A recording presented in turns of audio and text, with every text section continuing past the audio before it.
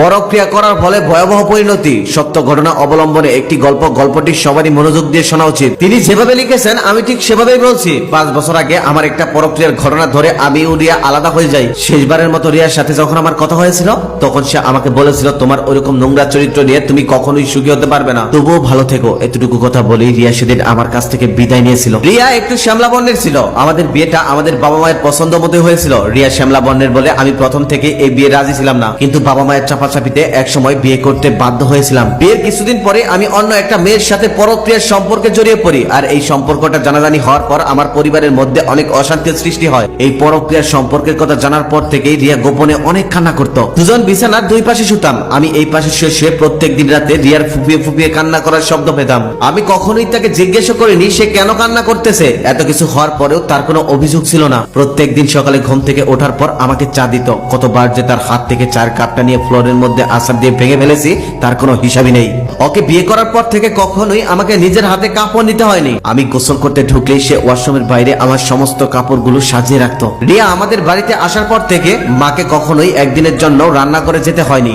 একটা বছর রিয়া আমাদের সাথে ছিল। এই 1 বছরের মধ্যে মনে হয় সে 7টা দিনও সে তার বাবার বাড়ি গিয়ে থাকেনি। এই গোটা একটা বছর সে আমাকে ইমপ্রেস করার জন্য চেষ্টা করেছিল। একটা সময় সে মানসিক অত্যাচার সহ্য করতে না পেরে নিজেই বলেছিল আলাদা হয়ে যাওয়ার কথা। যেদিন সে এই কথাটি মুখ দিয়ে বের করেছে সেদিনই আমি হাসতে হাসতে নাচতে নাচতে তাকে আলাদা করে দেই। আজকে 5টি বছর পূর্ণ হলো রিয়া আমাকে ছেড়ে চলে গেছে। আসলে ছেড়ে চলে গেছে বললে ভুল হবে, আমি তাকে ছেড়ে যেতে বাধ্য করেছিলাম। আমি তাকে কৌশলে তাড়িয়ে দিয়েছিলাম। রিয়া চলে যাওয়ার 2 বছর পর আমার বাবা মারা যায়। রিয়া চলে যাওয়ার পর থেকে বাবা মারা যাওয়ার আগ পর্যন্ত বাবা আমার সাথে কখনোই একটা কথাও বলেনি। বাবা মারা যাওয়ার সময় আমি অফিসে ছিলাম। অফিস থেকে এসে শুনলাম মারা যাওয়ার আগ মুহূর্তে নাকি বাবা তার একমাত্র ছেলে আর তার পুত্র বউয়ের মুখটা দেখতে চেয়েছিল। জীবনের প্রথম ধাক্কাটা খেয়েছিলাম সেদিন। আজ আমার মা মারা গেল। রিয়া চলে যাওয়ার পর থেকে মাও আমার সাথে তেমন একটা কথা বলেনি। প্রয়োজনীয় কথাগুলো শুধু বলতো, প্রয়োজন ছাড়া মা আমার সাথে একটা কথা বলতো না। ভাত দিছি খেতে এই কথাটা ছাড়া বেশি কিছু বলতো বলে আমার মনে পড়ে না। খুব বেশি কান্না পাচ্ছে যখন মায়ের আলমারিটা খুললাম তারপর থেকে। কারণ রিয়া চলে যাওয়ার পর থেকে আমি মাকে যতই কাপড় চোপড় দিয়েছি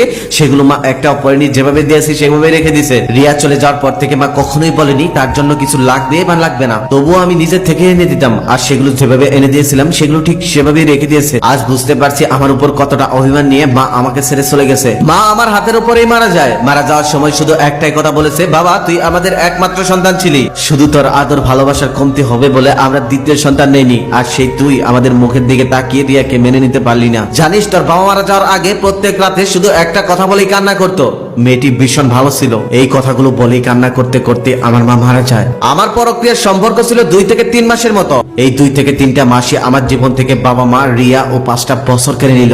আজ হারে হারে বুঝতে পারছি আসলে ভালো থাকার মানেটা কি। বাবা মারা যাওয়ার আগ মুহূর্ত পর্যন্ত আমার সাথে যদি ভালোভাবে কথা বলতো তাহলে কতই না ভালো হতো, কতই না সুখী হতাম। মা যদি আগের মতোই আমার সাথে বন্ধুর মতো আচরণ করতো। কিন্তু আমি নিজেই বুঝতে পারছি না আজ কেন আমি এসব ভাবছি। আজ থেকে 5 বছর আগে যদি আমি এই কথাগুলো ভাবতাম তাহলে তো আমার সাথে এমনটা হতো না, আমার জীবনটাও এমন হতো না, আমার জীবনটাও অনেক সুন্দর হতো। এখন পুরো একটা বাড়িতে আমি একা থাকি, কাউকে জড়িয়ে ধরে একটু কাঁদবো সেই সুযোগটাও আমার নেই। নিজে নিজেই কান্না করছি আর নিজে নিজেই চিৎকার করে আকাশ বাতাস ভারী করে ফেলছি। কিন্তু সবকিছুই যেন আমার থেকে মুখ ফিরিয়ে নেয়। আকাশের দিকে তাকিয়ে কিছু বললে আকাশ যেন উল্টো আমাকে বলে সবকিছুর জন্য তো তুই দায়ী। আজকে সবকিছুর জন্য নিজের কাছে নিজেকে অপরাধী মনে হচ্ছে। রিয়া চলে যাওয়ার সময় যে কথাগুলো বলেছিল সেই কথাগুলো যেন অক্ষরে অক্ষরে মিলে যাচ্ছে। রিয়া তো এটাই বলে গিয়েছিল তোমার এই চরিত্রের জন্য তুমি কখনোই সুখী হতে পারবে না। রিয়ার বলে যাওয়া সেই শেষ কথাগুলোই যেন অক্ষরে অক্ষরে পূর্ণ হলো। আজ 5 বছর পর রিয়ার নাম্বারে কল দিলাম। কল দেওয়ার সাথে সাথেই কলটা রিসিভ করে ছোট্ট একটা বাচ্চা বলতেছে আব্বু আব্বু তুমি কখন আসবে।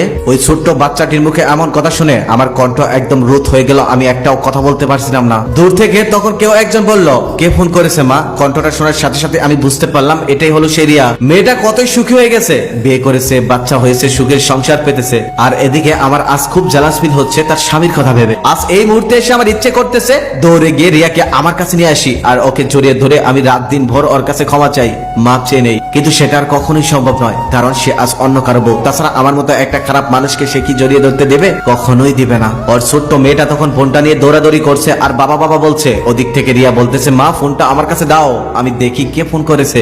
ছোট্ট মানুষ তো তাই বুঝতে পারে না, ফোন আসলেই ভাবে তার বাবা তাকে ফোন করেছে। এরপর আমি আর কোনো শব্দ শুনতে পেলাম না। হয়তো আমার নাম্বারটা দেখে চিনে ফেলেছে, তাই আর কথা বলতে চাচ্ছে না। আমিও আবার কত বোকা দেখুন, তার কাছ থেকে কথা আশা করতেছি, দূর থেকে তার কণ্ঠটা শুনতে পেরেছি, এটাই তো অনেক। তার হাতে ফোনটা থাকলে তো তাও শুনতে পেতাম না। আমার মতো জঘন্য একটা মানুষের সাথে সে কখনোই কথা বলবে না, এটা ভাবতে ভাবতে আমি ফোনটা কেটে দিলাম। মায়ের সাথে সাথে আমার চোখের ঘুমটাও চলে গেছে। এখন শুধু বালিশের মধ্যে মুখ লুকিয়ে কান্না করি আর চোখে অশ্রু ঝরাই। চোখের অশ্রু মুছতে মুছতে ভাবছি শুধু কান্না কেন, এখন মরে গেলেও তো আমাকে কেউ দেখার নেই, একটা মানুষও নেই যে আমার জন্য চোখের দু ফোঁটা অশ্রু ঝরাবে, কেউ নেই, আমি একা, বড় একা। এখন একটা মুহূর্তের জন্য পরক্রিয়ার ওই সম্পর্কটার জন্য ঘৃণা ছাড়া আমার মাথায় কিছুই কাজ করে না। অথচ একটা সময় রিয়ার প্রতি ঘৃণা আর পরক্রিয়ার ওই সম্পর্কটার প্রতি কতই না মায়া ছিল, আর আজকে এই মুহূর্তে এসে পরক্রিয়ার প্রতি ঘৃণা আর রিয়ার জন্য ভীষণ মায়া হচ্ছে। সময় আমাকে কত বড় শিক্ষাটাই না দিয়ে গেল। পরক্রিয়া করার কারণে আমাকে কেউ মারেনি, তবে সময় আমাকে কি মারটাই না দিল।